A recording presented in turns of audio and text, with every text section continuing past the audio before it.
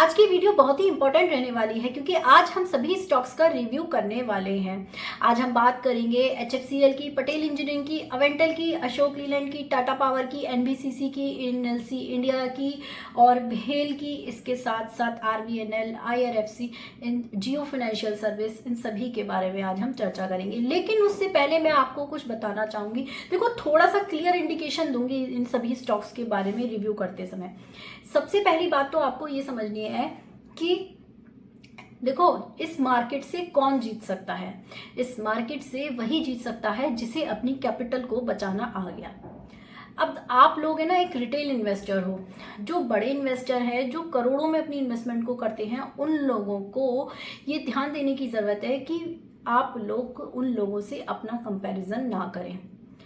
आपको समझना है क्योंकि आपकी परिस्थितियां अलग हैं। आप किस तरीके से अपने पैसे को बचाकर मार्केट में लगा रहे हो, कितनी मेहनत का पैसा है आपका और कितने इच्छाओं को खत्म करके शायद कितने लोग हैं जो मार्केट में इन्वेस्टमेंट करते हैं। तो आपके लिए अपने कैपिटल को बचाना बहुत ज़रूरी है। तो प्रॉफिट से ज़्यादा आपको कैपिटल बचाने पर ध्यान देना है और विदाउट इन्फॉर्मेशन किसी के कहने पर आपको इन्वेस्टमेंट नहीं करनी है जब तक आप खुद उस स्क्रिप्ट के बारे में श्योर ना हो। मैं आपको ये जानकारी सिर्फ इसलिए दे रही हूँ क्योंकि देखो, बहुत से लोग हैं ना, मुझे कमेंट भी करते हैं और जो लोग टेलीग्राम पे मेरे साथ कनेक्टेड है ना, वो लोग भी मुझे काफ़ी इन्फॉर्मेशन देते हैं इस बारे में कि मैडम इस स्टॉक के बारे में बताइए, इसके बारे में बताइए। और कुछ लोग कहते हैं कि मैम ये स्टॉक अच्छा रिटर्न देगा, नहीं देगा। देखो, मैं सिर्फ आपसे ये कहना चाहती हूँ, अगर आपकी मेहनत का पैसा है और काफ़ी इच्छाओं को मारने के बाद कुछ पैसा बचाकर आप उस पैसे को इन्वेस्टमेंट कर रहे हो एज अ रिटेल इन्वेस्टर, तो मैं आपसे ये कहना चाहूँगी कि प्लीज़ 4 से 5 और मैक्सिमम 10 स्क्रिप्ट में ही अपनी इन्वेस्टमेंट करो, इससे ज़्यादा नहीं। उन्हीं की क्वांटिटी अच्छी कर लो। अब आपको एक एग्जांपल देती हूँ। फॉर एग्जांपल, आप ये देखो, सिंपल सी कैलकुलेशन को समझो। टाटा पावर का शेयर जब 230 के लेवल पे था, अगर उसको 235 पे, 240 पे या 245 पर भी किसी ने पकड़ा होता तो आज 50 से 60 हज़ार के प्रॉफिट में वो इंसान होता, अगर 1000 क्वांटिटी उसकी ले ली होती। लेकिन हम क्या करते हैं, अलग अलग शेयरों में फंस जाते हैं और 100 200 शेयर क्वांटिटी हम ऐसे ऐड करते हैं। तो आपको समझना है, जिस स्टॉक के बारे में आप श्योर हो, जिस कंपनी के बारे में आपके पास स्ट्रॉन्ग इन्फॉर्मेशन है, उस स्टॉक में अगर आप एक बड़ी इन्वेस्टमेंट कर देते हो तो यहाँ पर आपके लिए बहुत सेफ इन्वेस्टमेंट होती है, आपकी कैपिटल की श्योरिटी होती है। अब आप कई सारी छोटी कंपनियां देख लो, स्मॉल कैप कंपनियां दे दो, तो अगर आप उनमें इन्वेस्टमेंट करोगे तो ऐसा नहीं है कि वो आपको रिटर्न नहीं देंगे, लेकिन वहां पर आपकी कैपिटल जाने की प्रोबेबिलिटी भी वही उतनी ज़्यादा रहती है। तो आपको समझना ये है कि आप अगर किसी अच्छी कंपनी को सही बाइंग लेवल पर बाय कर रहे हो तो एक अच्छी क्वांटिटी के साथ बाय करो। अब देखो, एनबीसीसी ने कितने अच्छे लेवल दिखा दिए, एनएलसी इंडिया ने भी कितने अच्छे लेवल्स दिखा दिए कितने कम वक्त में। भारत इलेक्ट्रॉनिक्स लिमिटेड के बारे में आपको बता दूं कि जब से ये स्टॉक मैंने शेयर किया है, ये 136 की से 140 की रेंज में ही चल रहा है और मैंने इसे 136 के लेवल पर ही बाय किया था। और उसके बाद इस स्टॉक ने नीचे के लेवल्स भी दिखाए थे थोड़े, तब मैंने थोड़ी क्वांटिटी और ऐड कर ली थी इस स्टॉक की, लेकिन अब इस स्टॉक ने अच्छे लेवल्स दिखा दिए। तो आपको समझना है, कितने दिनों से ये स्टॉक एक पर्टिकुलर रेंज में चल रहा था, उसके बाद इसने हाई लेवल दिखा दिया। और काफ़ी लोग है ना, मुझे कमेंट करके ये भी बता रहे हैं कि मैडम प्लीज़ चार्ट वगैरह की हेल्प से मैं आपको बताऊं। देखो, मैं आपसे सिर्फ यही कहना चाहती हूँ कि टेक्निकल चार्ट्स के बेसिस पर मत जाओ। अगर आप अपनी इन्वेस्टमेंट करते हो तो बिल्कुल भी मत जाओ। शॉर्ट टर्म इन्वेस्टमेंट भी कर रहे हो तो इन्फॉर्मेशन को देखकर ही इन्वेस्टमेंट करो। इसका रीज़न मैं आपको बता देती हूँ। देखो, जो लोग टेक्निकल चार्ट के बेसिस पर इन्वेस्टमेंट करना चाहते हैं तो प्लीज़ इस मेरी चैनल पर जो वीडियोज़ आ रही हैं उनको आप आज से ही देखना बंद कर दें, क्योंकि ये जो चैनल है वो सिर्फ इन्फॉर्मेशन के बेसिस पे। इन्फॉर्मेशन से मतलब यही है कि न्यूज़ पर आधारित है। सिर्फ न्यूज़ जैसे आएगी वैसे ही स्टॉक परफॉर्म करेंगे। तो आपको समझना है कि इंफॉर्मेशन को देखना है या टेक्निकल चार्ट्स को देखना है। आप इस चीज़ को समझो, इन्वेस्टमेंट जो है वो इंफॉर्मेशन से रिलेटेड है, ना कि टेक्निकल चार्ट से रिलेटेड। पहले इंफॉर्मेशन आती है, उसके बाद ही कोई पैटर्न बनता है, पैटर्न बाद में बनता है, पहले इंफॉर्मेशन आती है। ये चीज़ आपको समझनी है यहाँ पे। अब टेक्निकल चार्ट का भी एक एग्जांपल दे देती हूँ कि डिटेल एनालिसिस की मैंने एक नालको पर वीडियो बनाई थी, किसी ने मुझे रिक्वेस्ट करी थी नालको पर वीडियो बनाने के लिए। उसके बाद मैंने जब वो वीडियो पोस्ट करी तो किसी ने मुझे कमेंट सेक्शन में कमेंट किया था कि मैडम आपको और ज़्यादा डिटेल एनालिसिस की ज़रूरत है, क्योंकि ये स्टॉक टेक्निकल चार्ट के हिसाब से जल्दी ही 120 के लेवल को क्रॉस कर देगा। तो मैं आपको बता दूं कि अभी तक मार्केट की बीजेपी की इंफॉर्मेशन आने के बाद मार्केट इतनी अप हो गई, लास्ट 3 दिन से मार्केट इतनी स्ट्रांग चल रही है, उसके बावजूद इस स्टॉक ने 120 के लेवल को नहीं क्रॉस करके दिखाया। तो आपको समझना है कि इंफॉर्मेशन को देखो, कंपनी की हो सकता है स्टॉक अभी आने वाले टाइम में 120 के लेवल दिखा दे आपको, लेकिन वो भी डिपेंड करता है इंफॉर्मेशन पे। तो इंफॉर्मेशन जैसी होगी कंपनी वैसे ही आपको ऊपर के लेवल दिखाएगी। तो जिस तरीके से टाटा पावर के बारे में मैं आपको बार बार वीडियो बना रही थी कि टाटा पावर की ऑर्डर बुक स्ट्रांग हो रही है, उसको काम मिल रहा है, उसके लिंक्स बन रहे हैं, ये चीज आपको समझिए। टाटा पावर जो है अलग तरीके से काम कर रहा है, ये स्टॉक आने वाले टाइम में बहुत अच्छे रिटर्न देगा। और मैं अभी भी बोल रही हूँ, आज भी मैंने कुछ क्वांटिटी ऐड करी है ये जानने के बावजूद कि ये स्टॉक पॉजिटिव है, क्योंकि मुझे लगता है अब ये और ज्यादा नीचे आएगा स्टॉक, लेकिन बहुत ज्यादा नीचे के लेवल हमें नहीं दिखाने वाला है। ये स्टॉक आने वाले टाइम में हमें अभी भी बहुत अच्छे रिटर्न्स देगा। यही अब मैं बात करती हूँ एनबीसीसी की। एनबीसीसी का काम बहुत अच्छा चल रहा है, एनएलसी इंडिया का काम बहुत सही चल रहा है, अशोक लीलैंड के बारे में मैं आपको बता दूं। ये सभी स्टॉक्स के बारे में मैं बता रही हूँ जो स्टॉक्स ने आपको परफॉर्म करके नहीं दिखाया है, जैसे कि एचएफसीएल की बात कर लो, पटेल इंजीनियरिंग की ले लो, अशोक लीलैंड को ले लो। ये सभी स्टॉक जब भागेंगे तो आप इनको इस लेवल पर नहीं पकड़ पाओगे। ये जब तक एक पर्टिकुलर रेंज में चल रहे हैं तब तक चल रहे हैं, उसके बाद जब कंपनी एक स्ट्रांग तरीके से अपना काम शुरू करेगी तो ये स्टॉक जो है भागेंगे। अब समझना आपको है कि कोई स्टॉक है ना, जब चलता है ना, जो गिरता है तो बहुत बुरी तरह गिरता है, और जब चलता है तो बहुत अच्छे से चलता है। तो कंपनी के काम को देखकर ही अपनी इन्वेस्टमेंट करो। बस यही मैं आपसे रिक्वेस्ट करना चाहती हूँ कि इंफॉर्मेशन को देखो। टेक्निकल चार्ट में क्यों जाना चाहते हो? आपको एक रूट मिल रही है, तो फिर आप क्यों ज़बरदस्ती चीज़ों को घुसने की कोशिश कर रहे हो टेक्निकल चार्ट में? आपको इन्फॉर्मेशन को देखना है, न्यूज़ को देखना है, तभी आप अपनी इन्वेस्टमेंट करें। मैं बस यही कहना चाहती हूँ, आपका पोर्टफोलियो पॉजिटिव रहेगा। बहुत से लोग मुझे ये भी बोलते हैं कि जो है हमारा पोर्टफोलियो काफ़ी टाइम से नेगेटिव चल रहा है, हम एक सही इन्वेस्टमेंट डिसीजन नहीं ले पा रहे। उसका रीज़न सिर्फ यही है, लैक ऑफ इन्फॉर्मेशन। इसका रीज़न यही है। अगर आपके पास कंपनी की स्ट्रॉन्ग इन्फॉर्मेशन है तो आपके अंदर कॉन्फिडेंस आता है स्टॉक को होल्ड करने का। अगर आपके पास इंफॉर्मेशन नहीं है, किसी ने आपको बोल दिया कि इस स्टॉक को खरीद लेना और उसने 10 रुपए या 20 रुपए नीचे करके दिखा दिया, तभी आपका कॉन्फिडेंस हिल जाएगा। लेकिन जो समझदार इन्वेस्टर होगा, जिसने इंफॉर्मेशन को देखकर ही किसी भी कंपनी में इन्वेस्टमेंट करी होगी, वो मार्केट चाहे 2000 पॉइंट ऊपर चली जाए या 3000 पॉइंट नीचे आ जाए मार्केट, उसको कभी फर्क नहीं पड़ेगा। जो समझदार इन्वेस्टर होगा, क्योंकि उसे पता है कंपनी को थोड़ा टाइम लग सकता है रिकवर होने में, कंपनी का काम बहुत अच्छा है, कंपनी की जो फंडामेंटल है वो बहुत अच्छा है, तो कंपनी हमें रिटर्न्स देगी। तो एक बड़ा इन्वेस्टर जो होता है, जो समझदार इन्वेस्टर होता है, वो कभी भी नहीं डरता स्टॉक अपने 20 या 30 रुपए नीचे के लेवल अगर दिखा देता है, अगर उसने एक सही इन्फॉर्मेशन को देखकर अपनी इन्वेस्टमेंट करी है। यही चीज मैं आपको बताना चाहती हूँ।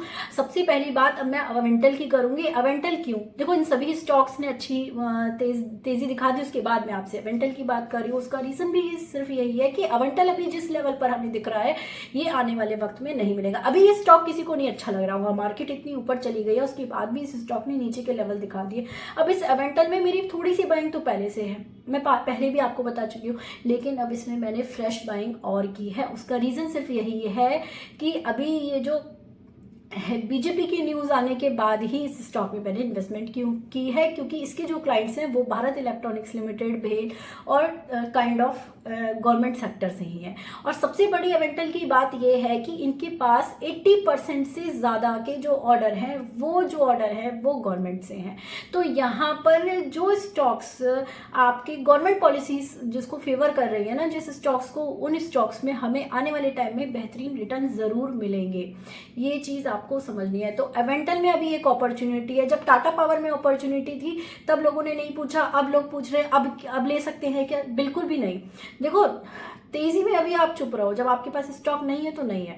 तो ये चीज आपको समझनी है यहाँ पर। यही अशोक लीलैंड की भी बारे में बता दूं, अशोक लीलैंड बहुत अच्छा काम कर रहा है, आने वाले 2 सालों में ये आपको अलग लेवल पर नजर आएगा। पटेल इंजीनियरिंग के बारे में भी बता दूं, ये स्टॉक अभी परफॉर्म नहीं कर रहा, जिस दिन इसने परफॉर्म करना शुरू किया ये स्टॉक भी आपको जो है बहुत तेज कम वक्त में दौड़ लगाता हुआ नजर आएगा। यहीं HFCL की बात कर लूँ, HFCL का काम बहुत सही दिशा में चल रहा है, लेकिन इस स्टॉक ने अभी तक एक अच्छे लेवल्स हमें नहीं दिखाए हैं। तो क्या रीजन है इसका? देखो, ये स्टॉक जब दौड़ेगा, HFCL है, पटेल इंजीनियरिंग है, अशोक लीलैंड है, अवेंटल है, ये स्टॉक जब दौड़ेंगे तो ये एक नेक्स्ट लेवल पर आपको नजर आएंगे। बशर्ते आपको ये ध्यान रखना है अपनी परिस्थितियों का कि आपकी क्या परिस्थिति है। अगर कोई छोटी मोटी कंपनी है जिसमें आपको लग रहा है कि आपका कैपिटल सेफ नहीं रहेगा, तो प्लीज़ बेहतर है उस स्टॉक में एंट्री लेने से अच्छा किसी अच्छे स्टॉक की अच्छी क्वांटिटी आप अपने पोर्टफोलियो में ऐड कर लें।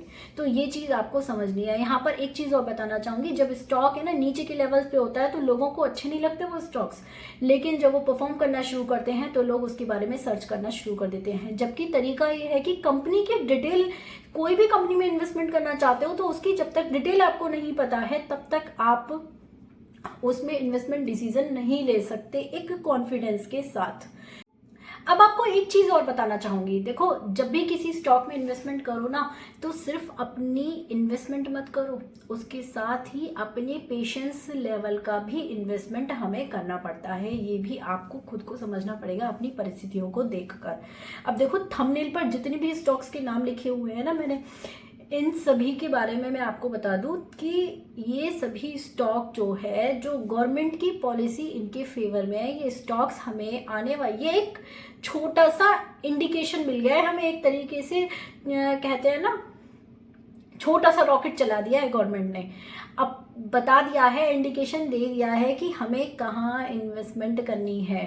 तो आपको समझना है जितने भी रेलवे सेक्टर से जुड़े हुए स्टॉक्स हैं, जहाँ गवर्नमेंट की पॉलिसीज फेवर कर रही हैं, जहाँ एनर्जी से रिलेटेड स्टॉक्स हैं, ये सभी स्टॉक्स हमें आने वाले टाइम में अच्छे परफॉर्म करते हुए नजर आएंगे। डिफेंस की बात करें तो यहाँ भी हमें एक अच्छे रिटर्न्स देखने को जरूर मिलेंगे। ये एक छोटा सा इंडिकेशन हमें मिल गया है, अगर आपने इसको समझ लिया। देखो ये जो मैं जितनी भी वीडियो बना रही हूँ ना, आपको इंफॉर्मेशन के साथ साथ, देखो ऐसा नहीं है, रेलवे में बहुत सारे स्टॉक्स हैं, मुझे पर्टिकुलरली रेलवे की बात की जाए ना तो IRFC और ये आपका RVNL, ये दोनों ही स्टॉक्स बड़े अच्छे लगते हैं। दोनों ही स्टॉक में मेरी इन्वेस्टमेंट है। हालांकि थोड़ी इन्वेस्टमेंट मैंने इरकॉन में भी कर रखी है, लेकिन उस स्टॉक से मैं सोच रही हूँ थोड़े अच्छे रिटर्न्स अभी आने वाले टाइम में मेरे को दिखा दिए इसी नेक्स्ट ईयर तक, तो मैं उसमें से एग्जिट कर लूँगी। तो अभी भी मैं प्रॉफिट में हूँ, मेरा पोर्टफोलियो प्रॉफिट में है, लेकिन मुझे लगता है कि अभी थोड़ा पेशेंस हमें रखना चाहिए इन सभी स्टॉक्स के साथ। अभी एग्जिट करने का टाइम नहीं है। हालांकि भेल से मैंने पूरी तरीके से एग्जिट कर लिया है, जैसे कि मैंने आपके साथ शेयर किया था कि PNB में ट्रेड करते वक्त मैं फंस गई थी और मुझे उस स्टॉक को होल्ड करना पड़ा, क्योंकि मुझे लॉस लेना पसंद नहीं है। मैं कम प्रॉफिट में खुश रहना पसंद करती हूँ, लेकिन लॉस मुझे पसंद नहीं है, इसीलिए मैंने PNB को होल्ड किया था। विदाउट एनी स्टडी मैंने उस स्टॉक को होल्ड किया था, लेकिन अब उसने मुझे एक अच्छे लेवल दिखाए तो एक अच्छा प्रॉफिट बुक करके मैं उससे भी एग्जिट कर चुकी हूँ। तो इस पैसे को मैं कहीं अच्छी जगह इन्वेस्टमेंट करना पसंद करूंगी। अब बात करते हैं जियो फाइनेंशियल की। जियो फाइनेंशियल की डिटेल एनालिसिस की 2 वीडियो मैंने बना रखी हैं आपके लिए, आप दोनों वीडियो को जाकर मैं डिस्क्रिप्शन में लिंक दे दूंगी, देख लेना। देखो जियो फाइनेंशियल आने वाले टाइम में आपको बहुत अच्छे रिटर्न देगा, लेकिन जियो फाइनेंशियल में जो लोग भी इन्वेस्टमेंट करें, मैं उनसे सिर्फ यही कहना चाहूंगी कि अपने पेशेंस का इन्वेस्टमेंट भी करें, क्योंकि वो एक बिजनेसमैन है। आज मैं फिर आपसे कह रही हूँ कि ये स्टॉक इतनी तेज दौड़ जल्दी से नहीं लगाएगा, लेकिन थोड़ा पेशेंस आपको इस स्टॉक के साथ देना पड़ेगा। जब एक सिंगल इन्फॉर्मेशन अच्छी सी आ जाएगी ना स्टॉक के बारे में, तभी स्टॉक तेज दौड़ लगा लेगा। हालांकि 215 के लेवल पर मैंने इस स्टॉक को बाय कर रखा है और कुछ क्वांटिटी मैंने और भी ऐड करी थी, तो अभी एवरेज मेरा 220 के आसपास आ रहा है। तो आपको समझना है कि देखो कि स्टॉक को होल्ड करने की कैपेबिलिटी भी आपको रखनी है। किसी भी तरीके से किसी से उधार लेके या लोन लेकर या क्रेडिट कार्ड के थ्रू अपनी इन्वेस्टमेंट किसी भी स्टॉक में मत किया करो। पैसा उतना ही लगाओ मार्केट में जिसकी जरूरत आपको आने वाले 4 या 5 साल में नहीं है, क्योंकि एक सिंगल इंफॉर्मेशन स्टॉक के प्राइस में एक बड़ा मूवमेंट जो है डाउन ट्रेंड में भी दिखा सकती है और एक अप ट्रेंड में भी दिखा सकती है। तो आपसे सबसे पहले मैं यही बताना चाह रही हूँ, अशोक लीलैंड पे नज़र रखनी है, जियो फाइनेंशियल, पटेल इंजीनियरिंग और HFCL और पटेल इंजीनियरिंग को जिन लोगों ने अभी नहीं पकड़ा है वो भी अपनी इन दोनों स्टॉक्स पे नज़र बना के रखें। इसके साथ ही एक स्टॉक और है, उत्कर्ष स्मॉल फाइनेंशियल बैंक। तो इसके बारे में भी मैं आपको बता दूं, ये स्टॉक बहुत जल्दी हमें ऊपर के लेवल नहीं दिखाने वाला है। इस स्टॉक में अगर आपको एक लॉन्ग टर्म इन्वेस्टर की तरह इन्वेस्टमेंट करनी है तो इसकी क्वांटिटी को धीरे धीरे ऐड करना, एक साथ बल्क में क्वांटिटी मत ऐड करना, कुछ क्वांटिटी अलग से आपको लॉन्ग करनी है तो अलग अकाउंट में लेकर रख सकते हो। और सबसे पहले मैं ये भी कहना चाहूंगी आपसे कि देखो, ये पैसा जो होता है ना, हमारा बहुत मेहनत का पैसा होता है, हम कहाँ कहाँ से सेव करके, कुछ लोग तो पता नहीं कितनी ख्वाहिशातों को मारने के बाद ही अपनी पोर्टफोलियो को बना रहे हैं। तो आपको समझना है, आपको अपनी कैपिटल को बचाना बहुत ज़रूरी है। तो पेनी शेयर्स जैसे स्टॉक्स में ना फंसी, किसी भी यूट्यूबर, टेलीग्राम, वर्कशॉप वगैरह की बातों में ना आए। उसका रीज़न मैं सिर्फ यही दे रही हूँ कि आपके लिए कैपिटल को बचाना बहुत ज़रूरी है। आपकी मेहनत का पैसा है, आपने कितनी ख्वाहिशातों को मारने के बाद अपने पोर्टफोलियो को बनाया है। तो आपको ये चीज समझनी है कि कुछ अच्छे स्टॉक्स की अच्छी क्वांटिटी ही अपने पोर्टफोलियो में ऐड करो। ज्यादा स्क्रिप्ट के पीछे मत भागो, ज्यादा स्क्रिप्ट में घुसने की कोशिश करोगे तो वहां आप फंस जाओगे। तो आज की वीडियो में इतना ही। और अवेंटल के बारे में एक न्यूज़ और बताना चाहूँगी कि अवेंटल को एक नया ऑर्डर फिर से मिल गया है 67.80 करोड़ रुपीस का। तो ये चीज़ आपको समझनी है, एवेंटल की ऑर्डर बुक स्ट्रांग हो रही है। और जिस तरीके से अब ये जो इलेक्शन के रिजल्ट आए हैं उसके बाद ये एक छोटा सा रॉकेट गवर्नमेंट ने चला के दिखा दिया है कि हमें मार्केट से इस तरीके से रिटर्न मिलने वाले हैं। तो ये चीज़ आपको समझनी है। पहले आपसे ये कहना चाहूँगी कि देखो, मैं कोई सेबी रजिस्टर्ड एडवाइजर नहीं हूँ। ये जितनी भी स्टॉक्स मैंने आपके साथ अब तक शेयर करी है, हालांकि इन्होंने बहुत अच्छे प्रॉफिट दिए हैं कम वक्त में, लेकिन ऐसा कुछ नहीं था, मेरा व्यू लॉन्ग था, लेकिन स्टॉक्स ने अच्छा परफॉर्म करके दिखाया है बहुत कम वक्त में। तो अगर गवर्नमेंट, एक चीज और बताऊंगी यहाँ पे, जैसे गवर्नमेंट की पॉलिसी के फेवर में जो स्क्रिप्ट होती है ना, उनमें आप शॉर्ट पोजीशन भी बना सकते हो। एक एक 2-2 साल के लिए, बहुत जरूरी नहीं है लॉन्ग टर्म इन्वेस्टर की तरह 5 साल बने रहना, उसमें एक एक 2-2 साल की इन्वेस्टमेंट भी आप करोगे तो बहुत अच्छे रिटर्न्स आपको मिल जाएंगे। और प्लीज अपने पैसे को बैंक, एफडी में और आरडी में डिपॉजिट ना करें, वहां से आपको कुछ भी हासिल नहीं होगा। एक अच्छे स्टॉक्स में 2 महीने, 3 महीने, 4 महीने की बाइंग भी आप कर सकते हो। अगर वो स्टॉक की जो स्क्रिप्ट है, उसका जो काम है गवर्नमेंट पॉलिसीज के साथ चल रहा है, तो आप आंख बंद करके उन स्टॉक्स में अपनी इन्वेस्टमेंट कर सकते हो। और सही टाइम पे एग्जिट भी करना आपको खुद को समझना पड़ेगा। तो जितनी भी वीडियो मैं अभी तक आपके लिए बना रही हूँ ना, ये सिर्फ इन्फॉर्मेशन अपनी कंपनी की स्टडीज करने के बाद ही बनाई है मैंने, और अपनी इन्वेस्टमेंट भी उसी के बेसिस पे करी है। मैंने किसी भी बातों में आकर कोई इन्वेस्टमेंट डिसीजन नहीं लिया है, ना ही किसी की बातों में आकर कोई वीडियो बनाई है। तो आपको समझना है, आपको अपनी परिस्थितियों को समझना है। मैं कोई सेबी रजिस्टर्ड एडवाइजर नहीं हूँ। आप अपनी इन्वेस्टमेंट करो तो सोच समझ कर ही किसी स्टॉक में इन्वेस्टमेंट करना, और जब भी इन्वेस्टमेंट करो तो अपने पेशेंस का भी इन्वेस्टमेंट करना। आपको किसी यूट्यूबर की बातों में नहीं आना है, टेलीग्राम चैनल्स की बातों में नहीं आना है, किसी को भी पे नहीं करना है किसी भी स्टॉक की स्क्रिप्ट के लिए। यहाँ बहुत सारी इंफॉर्मेशन है, आपको जरूरत ही नहीं है पे करने की, पेड सर्विस लेने की। तो आपको समझना है कि आप अपने इन्वेस्टमेंट डिसीजन खुद लो, अपना दिमाग खुद यूज करो अपनी परिस्थितियों के हिसाब से। तो आज की वीडियो में इतना ही। Bye bye, take care.